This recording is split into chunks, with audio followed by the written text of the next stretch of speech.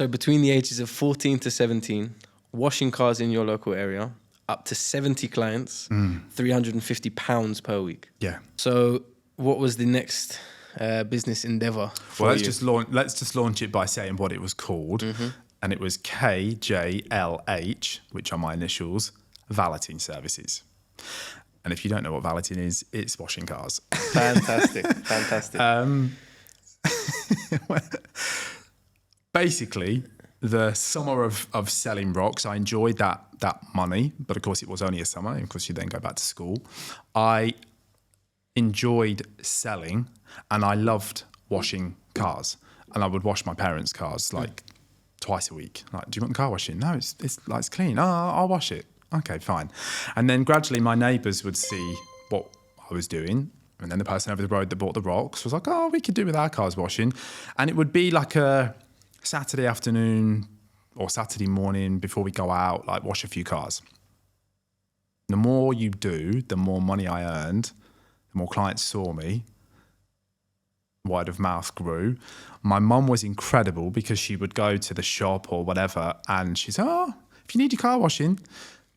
And I made these business cards, which were not card, they were paper, by the way, with a little photo of a car. In fact, I was going to bring it with me today and I completely forgot, but it had a little car with the bubbles on and the KJLH valeting. And she would just hand out these little paper slips. And I think at one point I even did little vouchers. I think I'd seen it somewhere where we'd been on a day out somewhere as a family and, you know, you tear the voucher off and you keep that bit. I'm like, oh yeah, I like that. I'll do that. I don't think my parents enjoyed the ink still on our little home print in the corner of the living room. It gradually, I say gradually, very quickly grew. And maybe over the space of probably about 4 or 5 years.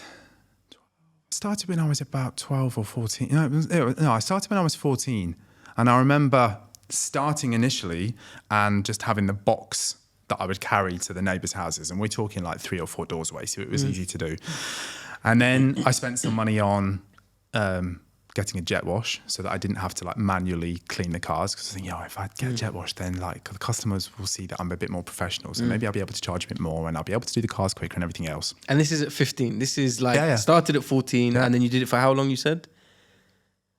I stopped when I started my first proper job, which I suppose we'll go on and talk about. Yeah. Even though looking back now, slogging your guts out.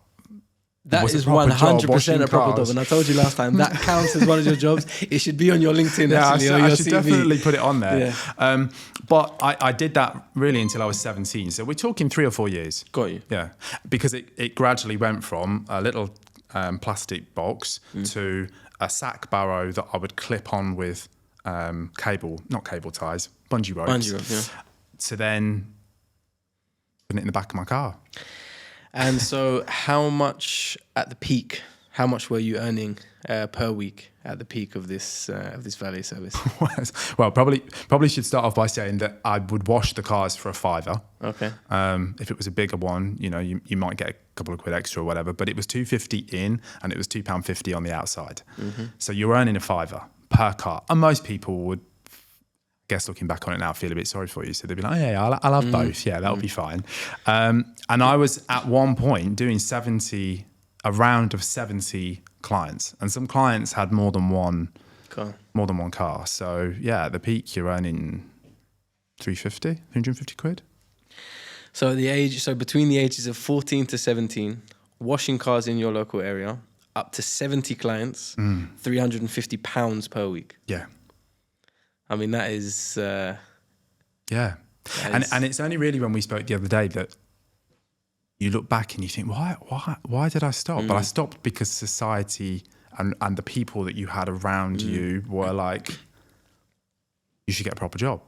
Not my parents. They actually, even to this day, they say, we could have seen your car washers on the side of the road and everything else. But you think that you need a proper job. An office job at that particular time is what I thought I needed to be successful. We're not that old. We're like around a similar age. Yeah. We're not that old. But I think a lot has changed in this last generation. 100%. Because if we had kids, or if any kid now at 14, 15, 16 is earning 350 quid a week washing cars, they would be a hero, they'd be applauded, they'd be encouraged. Yeah. And just a few years ago, I mean, quick question, did they know how much you were earning? Who? Your parents? I mean, yeah, Okay. yeah, because I think I said to you before, I had this little, I got gifted it by an aunt. It was a black leather folio. I literally thought I owned the job. I thought I was like Donald Trump. Like, I had this black leather folder, and inside I had my client list, I had my business cards, I had my invoices, and I thought I was the Don Juan. I'd swapped my velvet sack of coins for this leather folio, and I thought I was everybody. But I would regularly sit and do my accounts. So, you'd earn all your money, and my hands are freezing cold after being out all day. They've got like all shrimped up because they've been in the water all day. Yeah. And there I am counting my money. I loved it. Like, so they did know. And I never, this is awful admission, I never gave any of it to them. Got you. But Because at that it was age, I mean, you're because allowed at 15. it was that selfish thing of, I've gone out, I want to earn, Yeah, I want rightfully. money, Yeah, I rightfully. want this, it's mine. But yeah, they knew how much I was earning. From a lot of your stories and from when we talk, your your attention to detail seems very, very important and seems a key to a lot of everything.